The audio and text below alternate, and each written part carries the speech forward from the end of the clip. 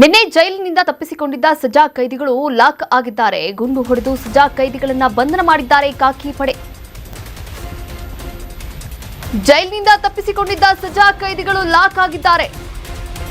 ಗುಂಡು ಹೊಡೆದು ಸಜಾ ಕೈದಿಗಳನ್ನು ಬಂಧನ ಮಾಡಿದ್ದಾರೆ ಖಾಕಿ ಪಡೆ.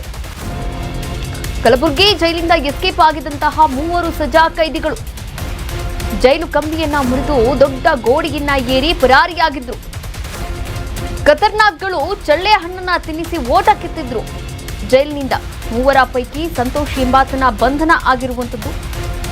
ರೋಚಕ ಕಾರ್ಯಾಚರಣೆಯನ್ನ ನಡೆಸಿ ಓರ್ವನ ಅರೆಸ್ಟ್ ಕೂಡ ಮಾಡಿದ್ದಾರೆ ಕಲಬುರಗಿಯ ಪೊಲೀಸರು.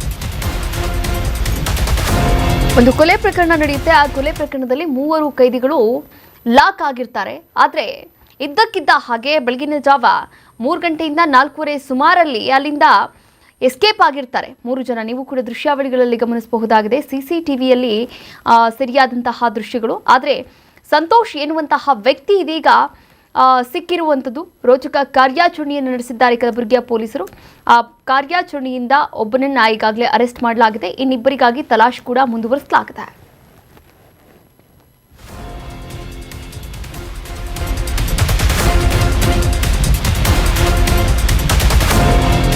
ಜೈಲಿನ ಕಂಬಿಯನ್ನ ಮುರಿದು ಗೋಡೆಯನ್ನ ಹತ್ತಿ ಎಸ್ಕೇಪ್ ಆಗಿದ್ರು. ಮಂಗಳವಾರ ರಾತ್ರಿ ಪರಾರಿಯಾಗಿದ್ದಂತಹ 3 ಸಜಾ ಕೈದಿಗಳು ಓಡಿ ಹೋಗಿದ್ದ ಸಂತೋಷ್, ಸಾಗರ್ ಮತ್ತು ಮಸ್ತಾನ್. ಕಪನೂರಲ್ಲಿ ಸಂತೋಷ್ ಇರುವ ಬಗ್ಗೆ ಮಾಹಿತಿ ಲಭ್ಯವಾಗುತ್ತೆ. ಮಾಹಿತಿಯನ್ನ ಆಧರಿಸಿ ಪೊಲೀಸ್ ಬಂಧನಕ್ಕೆ ಅಂತ ತೆರಳಿದ್ರು. ಈ ವೇಳೆ ಪೊಲೀಸರ ಮೇಲೆ ಸಂತೋ ಹಲ್ಲೆಗೆ ಯತ್ನ ಕೂಡ ಮಾಡಿದ್ದಾನೆ. ಆಗ ಆತ್ಮ ರಕ್ಷಣೆಗಾಗಿ ಪೊಲೀಸರು ಫೈರಿಂಗ್ ಕೂಡ ಮಾಡಿದ್ದಾರೆ. ಕಾಲಿಗೆ ಗುಂಡು ಹೊಡೆದು ಖಾಕಿ ಪಡೆ ಅದನ್ನ ಬಂಧನ ಕೂಡ ಮಾಡಿದ್ದಾರೆ. ಇನ್ನಿಬ್ಬರು ಸಜಾ ಕೈದಿಗಳಿಗಾಗಿ ಪೊಲೀಸರು ಶೋಧ ಕಾರ್ಯವನ್ನ ಕೂಡ ನಡೆಸ್ತಾ ಇದ್ದಾರೆ.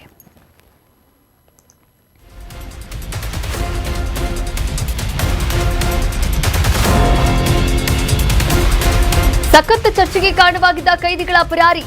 15 ರಿಂದ 20 ಅಡಿ ಎತ್ತರದ ಗೋಡೆಯನ್ನ ಎಗರಿ ಎಸ್ಕೇಪ್ ಆಗಿದ್ರು. ಟವೆಲ್ ಬಟ್ಟೆಯನ್ನ ಬಳಸಿ ಪರಾರಿಯಾಗಿದ್ದಂತಹ ಕೈದಿಗಳು ಬಳಿಕ ಕಾರು ಹತ್ತಿ ಹೆದ್ದಾರಿ ಮೂಲಕ ಪರಾರಿಯಾಗಿದ್ರು. ಕಲಬುರಗಿ ಕಡೆ ಕಾಲಿಟ್ಟಿದ್ದ 3 ಕೈದಿಗಳು ಇದರಿಂದ ಜೈಲಿನ ಭದ್ರತೆಯ ಬಗ್ಗೆ ಪ್ರಶ್ನೆ ಕೂಡ ಎತ್ತಿತ್ತು. ಇನ್ನ ಪರಾರಿ ಕೇಸ್ ನೋಡಿ, 3 ಸಜಾ ಕೈದಿಗಳು ಕೂಡ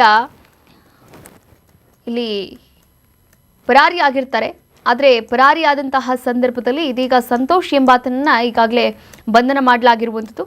ಬಂಧನ ಮಾಡಿ ವಿಚಾರಣೆಗೆ ಕೂಡ ಒಳಪಡಿಸಲಾಗಿದೆ. ಇನ್ನಿಬ್ಬರಿಗಾಗಿ ತಲಾಶ್ ಕೂಡ ಮುಂದುವರಿಸಲಾಗ್ತಾ ಇದೆ.